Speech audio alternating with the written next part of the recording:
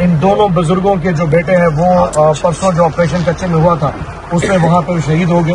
اور میں ابھی اس بچے سے بات کر رہا تھا تو افسوس کی جو بات سننے میں آئی ہے وہ یہ ہے کہ ایک SOP ہے کہ 10 بجے صبح ان لوگوں نے چوکی سے نکلنا تھا, 3 بجے تک رینڈیار خان واپس آ جاتے ہیں. 4 بجے تک وہ لوگ وہاں پہ ان کی گاڑی پھنس گئی. اربوں روپے کچے کے علاقے کے آپریشن میں پیسے دیے جاتے ہیں لیکن 4 ویل گاڑیاں ان کو نہیں دی گئی. 2 ان کے پاس ٹوٹل بندوقیں تھیں اور جو اگلے پاس اٹیک والے آئے تھے وہ راکٹ لانچر لے کے آئے تھے. 4 سے لے کے 8 بجے تک یہ لوگ یا جس میں بھیرم اور اجے بھی شامل تھے وہ وہاں پہ DPO آفس فون کرتے رہ گئے کہ جناب ہمیں یہاں سے ریسکیو کیا جائے, لیکن جواب یہ دیا کہ DPO صاحب میٹنگ میں ہے.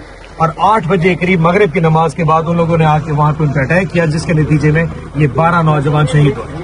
اب سوال یہ کہ DPO معطل ہونے سے کیا ان دونوں کے یہ بچے واپس آ جائیں گے؟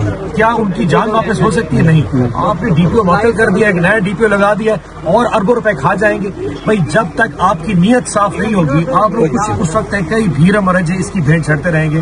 تو آج ہم اس وقت آپ کی مائنورٹی اپنے ہندو بھائیوں کے ساتھ یہاں موجود ہیں.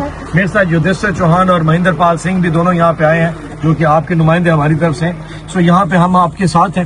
ہم کچھ نہیں دے سکتے آپ کو, ہم حکومت میں شامل نہیں, ہم تو خود ظلم کا شکار ہے اس وقت اس حکومت کے, لیکن آپ کو صرف دعا سکتے ہیں کہ اللہ آپ کو ہمت دے اور یہ لوگ جو ہم پہ غاصب کر دی گئے ان کو ہدایت دے کہ شاید آنے والے وقتوں میں کچھ اور بھیرم اور اجے اس طرح کی بھیٹ نہ چڑھ جائے.